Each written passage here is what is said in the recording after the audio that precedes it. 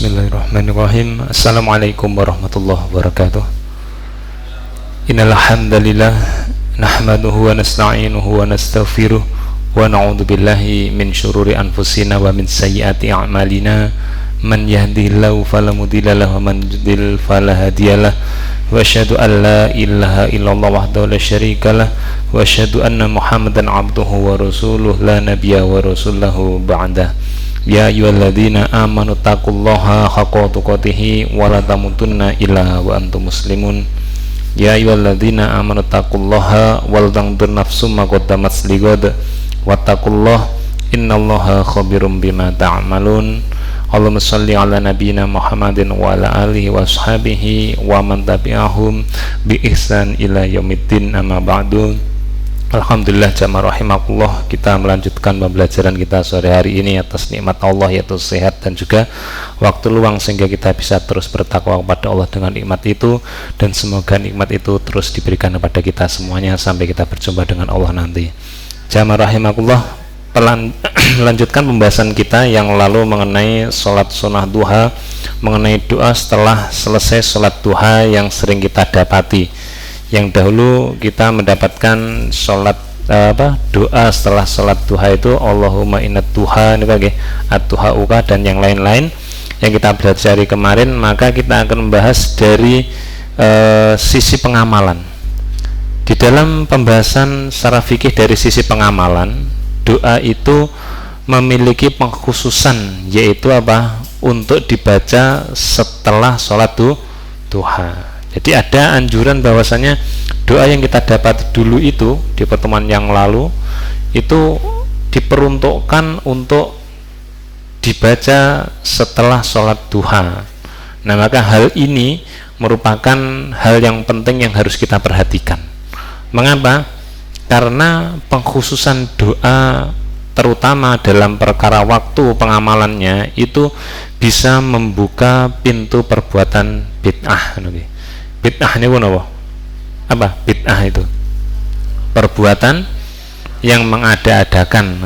Jadi yang sesungguhnya itu tidak ada dan itu dibuat kemudian diadakan dengan peruntukan.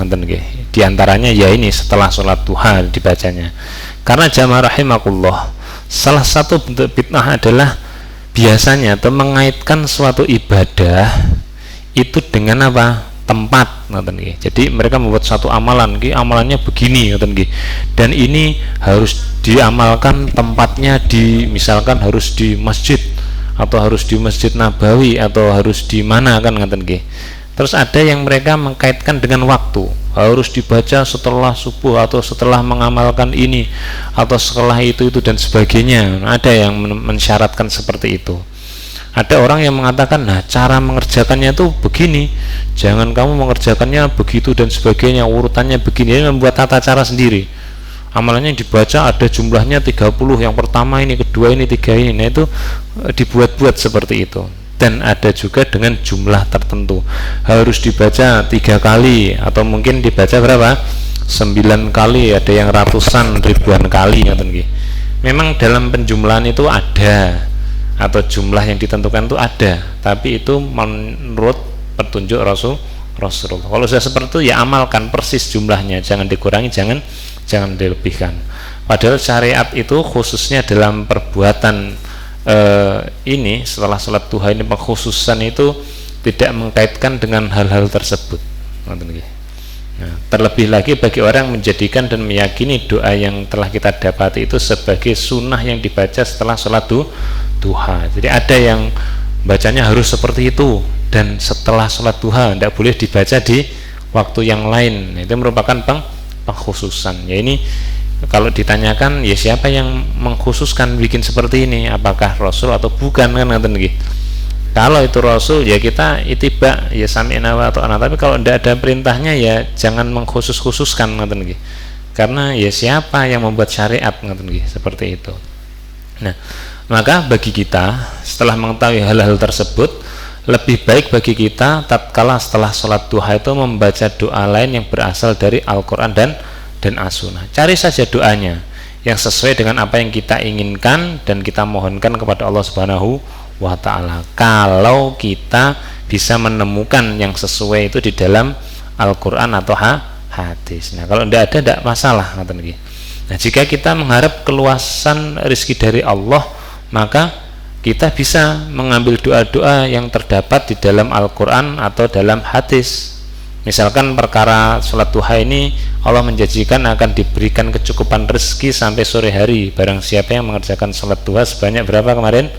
4 rakaat secara total, baik itu diakumulasikan atau dikerjakan satu persatu. Nah diantaranya doa yang bisa kita amalkan kalau meminta rezeki dari Allah adalah doa yang diamalkan oleh siapa kemarin? Nabi Musa di dalam Al-Quran surat Al-Qasas ayat 24. Tatkala itu Nabi Musa setelah melakukan amal baik, yaitu memberikan bantuan kepada dua orang perempuan, anaknya Nabi Su'aib dari negeri Madian, Allah berfirman, a'udzubillahi minasyaitonirrajim, fasaqo, lalu Musa memberi minum atau membukakan sumur yang ditutupi oleh orang-orang sebelum perempuan itu yang berternak di situ dengan batu yang besar, maka dibukakan dan Musa bisa memberikan kepada siapa? Lahuma, kedua perempuan itu, yaitu kesempatan untuk memberikan minum ternaknya. Kemudian setelah melakukan amal kebaikan tadi, Musa melakukan perbuatan lain. Tawalla, dia itu berpaling dari perempuan tadi, iladzilli, kepada tempat yang teduh. Jadi dia minggir kepada misalkan di bawah pohon, dia istirahat karena sudah berjalan bahkan berlari lintas negara karena dikejar oleh bala tentara Fir'aun. Faqala, lantas Nabi Musa pun berdoa yang tatkala itu dia hanya membawa pakaian saja keluar dari negeri Mesir. Jadi tidak punya apa-apa, tidak ada sanak saudara dan lain-lain. Dia berdoa, Rabbi, wahai pemeliharaku, ini sesungguhnya aku lima anzalta, terhadap apa yang engkau turunkan, ilayya, kepadaku, min khairin, dari apa? Suatu kebaikan.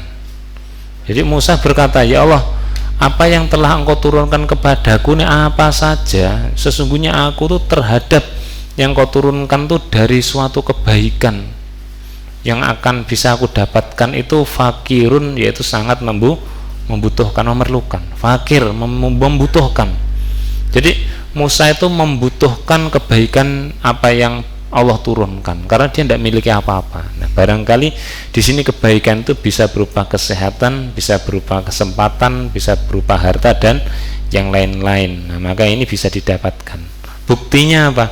Setelah Nabi Musa mengucapkan doa ini, setelah beramal soleh, maka Allah mengabulkan. Allah memberikan kebaikan kepada Musa yang diperlukan, yaitu apa? Pertama adalah suaka, perlindungan.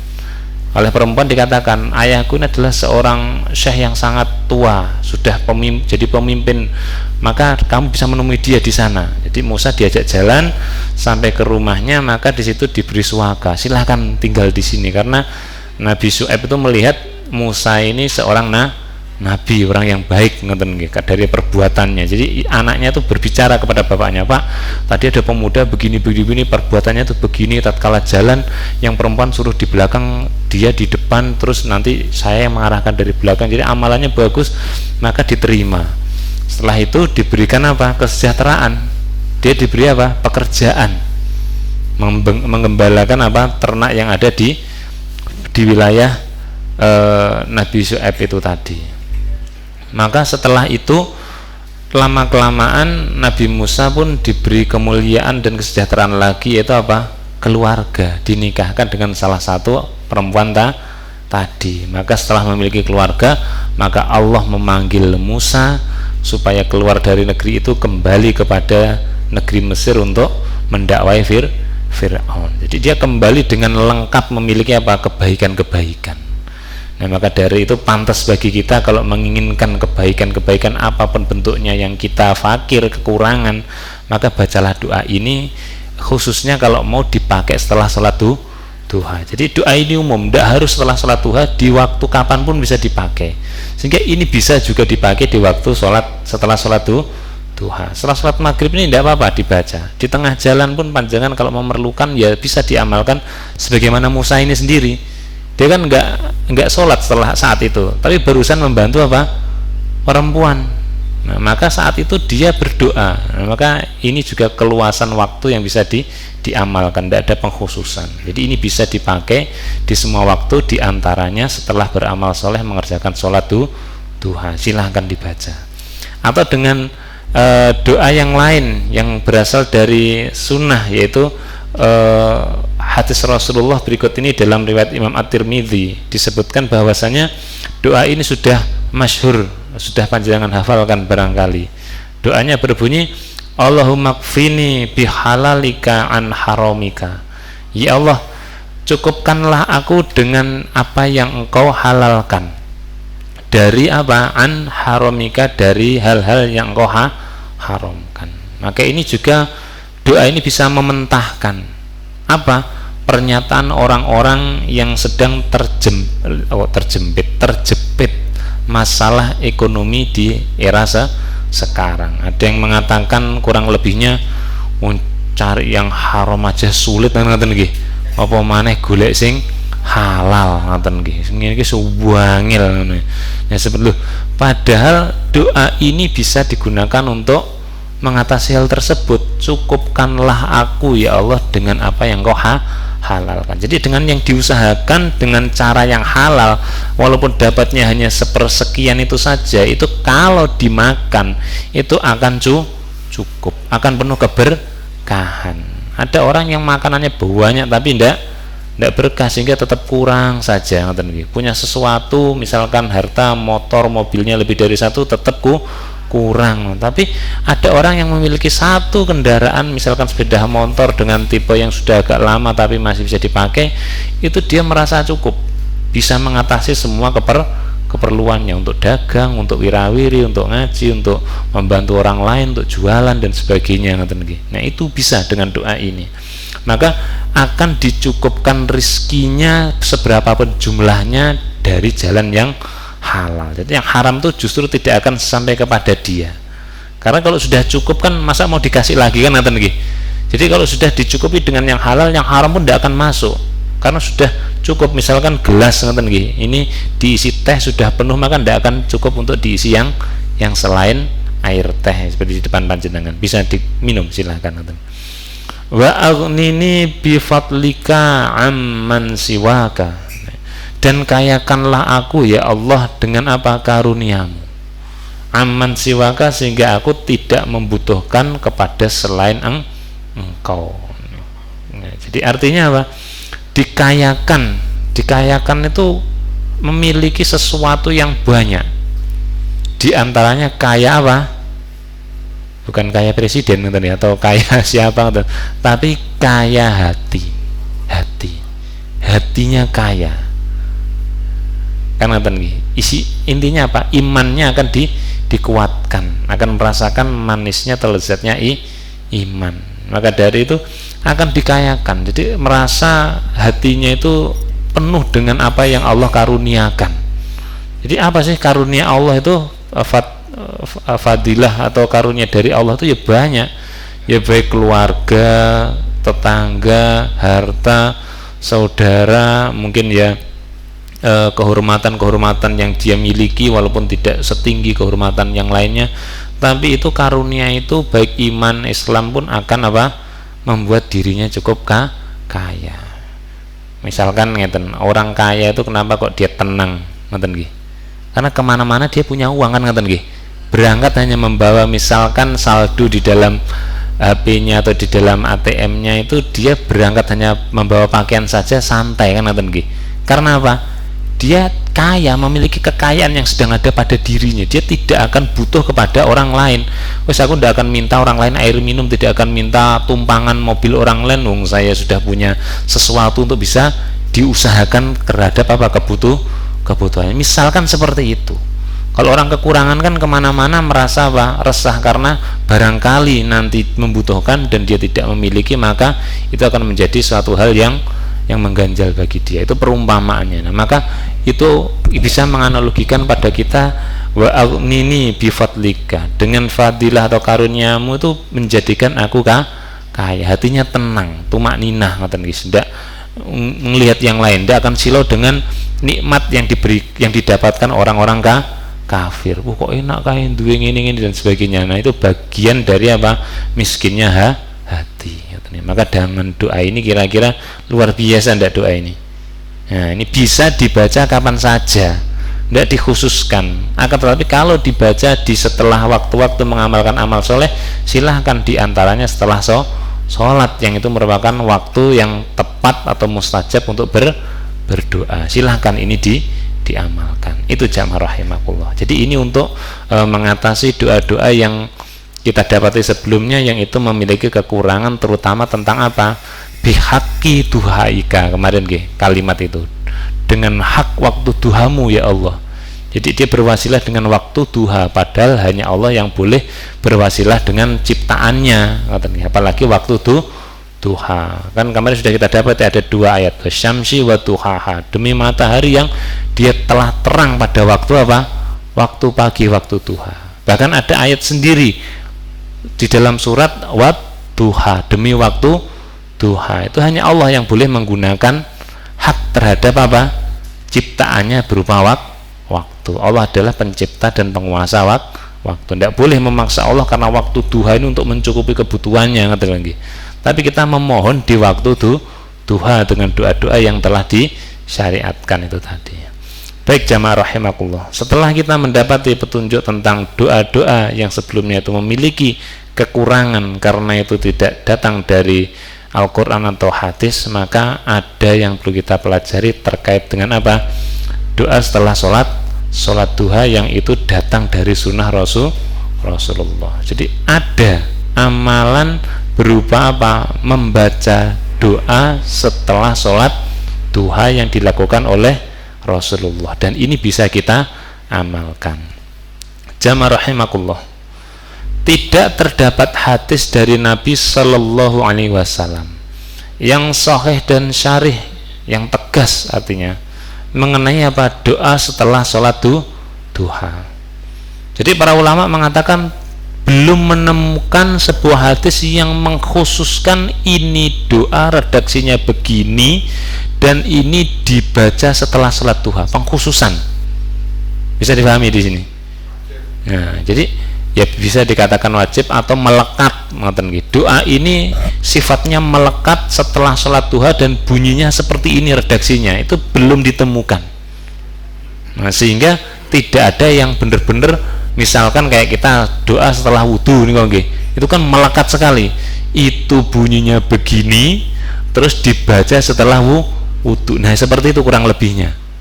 Nah, itu hadis itu misalkan ba'da wudhu ditemukan hadisnya banyak riwayat. Nah, kalau itu berarti khusus, tidak boleh digunakan kepada yang lain dan tidak boleh diganti dengan yang lain. Apalagi dibaca sebelum wudhu juga tidak boleh, setelah wudhu. Analoginya seperti itu. Nah, lantas akan tetapi terdapat hadis dari Nabi yang mengetengahkan beliau Sallallahu Alaihi Wasallam itu sedang berdoa. Bisa dipahami? Ada hadis yang itu mengabadikan Rasul sedang berdoa setelah apa? Setelah sholat duha. Jadi beliau itu setelah sholat duha kok berdoa, dan redaksinya itu didengar oleh periwayat hadis ini dan diriwayatkan sampai kepada kita. Adapun yang dilakukan Rasulullah itu seperti ini. Datang dari Ibunda Aisyah radhiyallahu anha. Kira-kira nih hadis ini kuat enggak ini kira-kira? Dari rumah tangga Nabi sendiri, yaitu istrinya. Salat duha di rumah dan didengarkan, disaksikan oleh istrinya sendiri, Ummul Mukminin Aisyah radhiyallahu anha. Beliau berkata, dan diriwayatkan dalam Imam Bukhari tapi di dalam kitab Al-Adabul Mufrad ayat nomor ke-619. Disebutkan di dalam penggalan hadis itu adalah salat siapa? Rasulullah sallallahu alaihi wasallam ad-duha. Jadi Ibunda Aisyah mengatakan Rasulullah itu pernah aku dapati mengerjakan apa? Salat duha. Spesifik enggak nih? Beliau salat dan salatnya salat duha. Tsumma qala, kemudian beliau berkata atau membaca kalimat. Nah, ini yang harus kita garis bawahi. Yang dikatakan beliau adalah Allahumma atau Allahumma gfirli, wahai Allah, berilah ampunan atau maghfirah li kepadaku. Pertama yang diminta Rasulullah, Allahumma gfirli, ya Allah ampunilah dosaku. Jadi permintaan yang pertama yang terbesar itu adalah apa? Meminta ampun. Dosa diampuni terus dosanya kosong, amalannya sedikit, itu kalau mati ditimbang kira-kira berat mana? Amal kebaikan toh? Berarti pasti masuk surga seperti itu. Ini yang diminta pertama, meminta ampunan kepada Allah. Yang kedua, wa tub alayya, dan terimalah apa? Tobatku. Jadi senantiasa bertobat. Biasanya astagfirullah wa atubu ilayya, aku meminta ampun kepada Engkau ya Allah, dan aku bertobat kepada itu kalimat kata ganti dari permintaan bait yang pertama ini. Allahumma gfirli wa tub alayya, ya Allah ampunilah dosaku dan terimalah tobatku. Ya, tobat tidak diterima kan ya repot ngoten nggih. Nah, minta tobatnya dari hal-hal yang telah diminta terhadap dosa-dosa kecil maupun besar itu diterima. Kemudian yang kedua, Rasulullah memuji, innaka, sesungguhnya engkau antat tawwabur rahim, sesungguhnya engkau yaitu Allah itu at-tawwab, yaitu maha penerima atau tobat, ar-rahim, lagi pula engkau adalah yang maha rahim, penyayang. Engkau penerima tobat, terimalah tobatku, dan engkau maha penyayang, menyayangi hambamu. Kemudian apa kalimat selanjutnya? Dari doa ini kita dapati bahwasannya Rasulullah mengucapkannya dengan bilangan jumlah, melekat di sini nggih. Rasulullah membaca ini dengan redaksi ini dan melekat jumlahnya hatta qolaha, sampai beliau membacanya mi'atan marotin, ya. Sebanyak berapa? 100 kali. Nah, jadi Ibunda Aisyah melihat Rasulullah setelah salat duha membaca doa Allahumma gfirli wa tub alayya innaka antat tawwabur rahim, Allahumma gfirli wa tub alayya innaka antat tawwabur rahim, sampai berapa? 100 kali. Berarti ini sedikit atau banyak? Banyak. Tapi banyaknya tidak banyak kok. Panjangan setelah salat fardu membaca zikir itu berapa? 100 loh. 3 ditutup dengan la ilaha illallah. Nah, itu lama ndak? Ya ndak, ya sama saja kita zikir seperti pada sholat. Ya ringan saja, meskipun 100 padahal kita ya berkali-kali baca ratusan nanti. Nah, seperti itu. Nah, kira-kira bisa diterima hadis ini? Bisa nggih? Nah, kelas selanjutnya. Jamaah rahimakumullah. Ini bisa diamalkan karena telah terdapat riwayat seperti itu. Tapi kalau Rasulullah tidak menekankan dengan kalimat, ya Aisyah, kalau kamu setelah sholat duha bacanan ini, nah, kalau itu berarti ada pengkhususan. Itu tidak ada kalimat penegasan di akhir sebagai konklusi atau kesimpulan. Sehingga jamaah rahimakumullah, doa Allahumma gfirli wa tub alayya innaka antat tawwabur rahim ini ternyata setelah para ulama teliti, ulama hadis, ini bukan doa setelah sholat duha saja, melainkan ini juga pernah dibaca oleh Rasulullah Sallallahu Alaihi Wasallam setelah sholat secara umum. Bisa nanggap maksudnya di sini. Nah, sehingga doa ini bukan pengkhususan karena tidak ada tadi kesimpulan dari Nabi Aisyah bacaan ini setelah sholat duha ini doanya. Nah, tidak ada.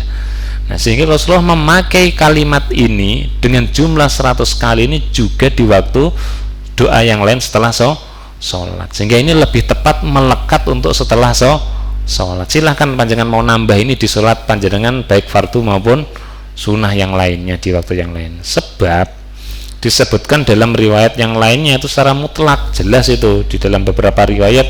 Saya juga sudah mencari, ada beberapa, salah satunya saya ketengahkan di sini yang paling mudah di riwayat Imam Ahmad nomor 122.068 dari seorang laki-laki, qala rajulun min Ansor, berkatalah salah seorang dari sahabat Ansor. Disebutkan bahwasanya di dalam riwayat Imam Ahmad ini laki-laki tadi mengatakan innahu, sesungguhnya dia sami'an nabiyya sallallahu alaihi wasallam fi sholatin, sesungguhnya dia mendengar Rasulullah itu di dalam sholatnya. Tatkala selesai sholat itu beliau wahwa yaqulu, beliau berdoa. Itu tidak disebutkan sholatnya apa, ngoten nggih. Tapi dia mendengar Rasulullah beberapa kali dalam runutan sholatnya. Setelah sholat beliau berdoa dengan doa yang seperti ini redaksinya: Rabbighfirli, Rabbi wahai pemeliharaku, berilah maghfirah atau ampunan kepadaku. Atau dalam riwayat yang lain dia mengatakan qala Syu'bah. Nah, ini periwayat hadis ini yang di atasnya laki-laki Ansor tadi, Syu'bah itu meriwayatkan atau qala, beliau mengatakan kalimat yang depannya ini katanya diganti Allahumma gfirli wa tub alayya. Kalau yang redaksi pertama Rabbighfirli wa tub alayya. Jadi pernah didengar beliau mengucapkan Rabbighfirli wa tub alayya, atau di dalam kondisi yang lain beliau membaca dengan kalimat awal Allahumma gfirli wa tub alayya, ya Allah, atau wahai pemeliharaku, ampunilah aku, atau ampunilah aku dan terimalah tobatku, innaka antat tawwabul ghafur. Nah, tadi kan antat tawwabur rahim, di riwayat yang ini disebutkan antawwabur bul ghafur, sesungguhnya engkau maha penerima tobat dan maha pengampun. Kemudian disebutkan oleh Syu'bah ini mi'ata marotin, sebanyak berapa? 100 kali. Silahkan doa ini dibaca sebanyak 100 kali setelah sholat. Ini riwayatnya banyak. Ini ada yang riwayat yang disebutkan juga antat tawwabur rahim. Di sini yang saya ambil antat tawwabul ghafur. Jadi ini perubahan beberapa redaksi yang disampaikan oleh Rasulullah sehingga ini tidak mengikat setelah sholat duha saja, jadi bisa diamalkan di semua sholat. Nah, kira-kira jamaah rahimakumullah, dengan yang telah kita pelajari sampai saat ini sudah cukup pembahasan kita mengenai sholat sunnah duha. Yang terakhir terkait dengan apa? Doa setelah sholat duha. Kesimpulannya adalah setelah sholat duha tetap disunnahkan untuk berdoa. Nyatanya Rasulullah pun berdoa yang diabadikan oleh Ibunda Aisyah. Adapun redaksinya beliau pernah terabadikan dengan doa tadi Allahumma gfirli wa tub alayya innaka antat tawwabur rahim. Jadi pakai yang rahim saja karena Rasulullah memakainya tatkala sholat duha itu redaksinya antat tawwabur rahim. Adapun kalau panjenengan ingin lebih spesifik terhadap urusan rezeki tadi, doanya Nabi Musa tadi, Rabbi ini lima anzalta ilayya min khairin fakirun, silahkan, atau doa-doa yang lain. Kalau tidak menemukan ya doa pakai bahasa ibu, silahkan pakai bahasa Jawa, bahasa Indonesia yang itu spesifik dengan permintaan kita selama tidak menyalahi syariat. Seperti tadi berwasilah dengan hal-hal yang diharamkan tidak boleh, nah, seperti itu.